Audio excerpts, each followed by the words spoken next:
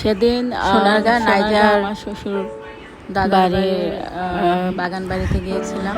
বাগান বাড়িতে গিয়েছিলাম কাজিন সবাই কয়েকজন মিলে। নাইজা তো বেশ ভালো লেগেছিল।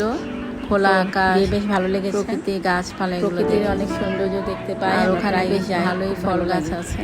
তো অনেক কাঁঠাল গাছ দেখতে পাচ্ছি, অনেক কাঁঠাল হয়েছিল। গাছ, আম, হ্যাঁ আম তুলে আম পাড়া হয়েছিল, অনেক আম।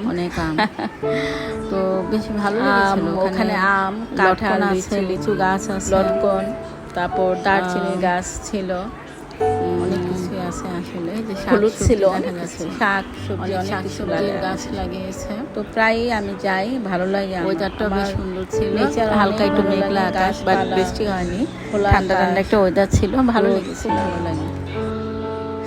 তো নাইজা বেশ মজা পেয়েছে লটকন গাছের নিচে দাঁড়িয়ে। নাইজা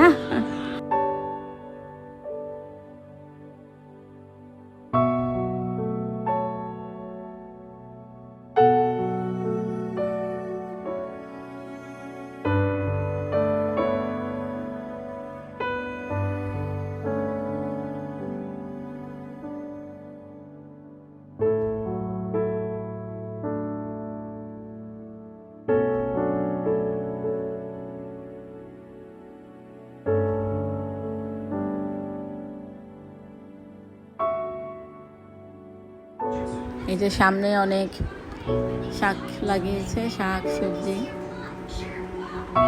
খুব ভালো লাগছিল আসলে। বেশ অনেকক্ষণ ছিলাম, সব দেখলাম ঘুরে ঘুরে, ভালো লাগছিল।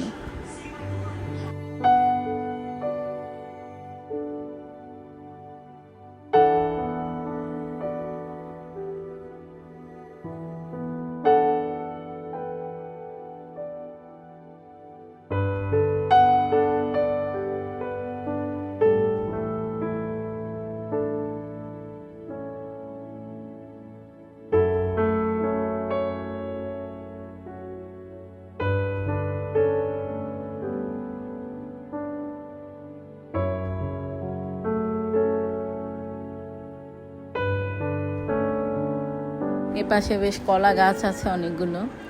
এই যে একটা দেখলাম অনেক কলা ধরেছে। নাইজাও দেখে এখন দৌড়ে আসবে কলা গাছ দেখে, কলাগুলো দেখে।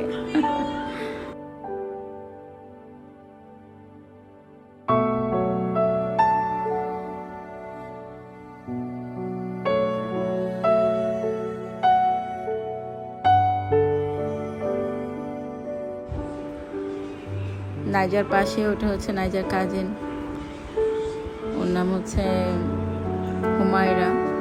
ওদের বেশ ভালো ফ্রেন্ডশিপ।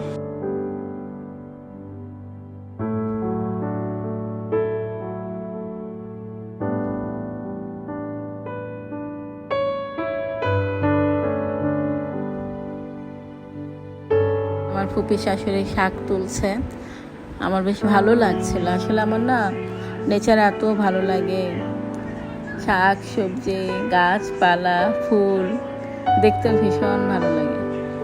এই জন্যই আমি নেচারের কাছে অনেক যাই, আমার ভীষণ ভালো লাগে। প্রকৃতি অনেক সুন্দর আসলে।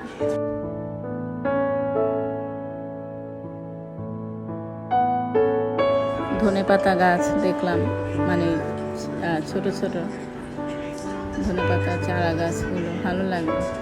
পোকাটা দেখতেও আমার ভালো লাগছে। শাক তুলছে, জানি না কেন ভালো লাগছে। এই শাকগুলোর মধ্যে পোকাটা দেখতে ভালো লাগছিল। সত্যি কথা, আমার এক ফুপি শাশুড়ি উনি শাক তুলছেন, দেখে ভালো লাগছে।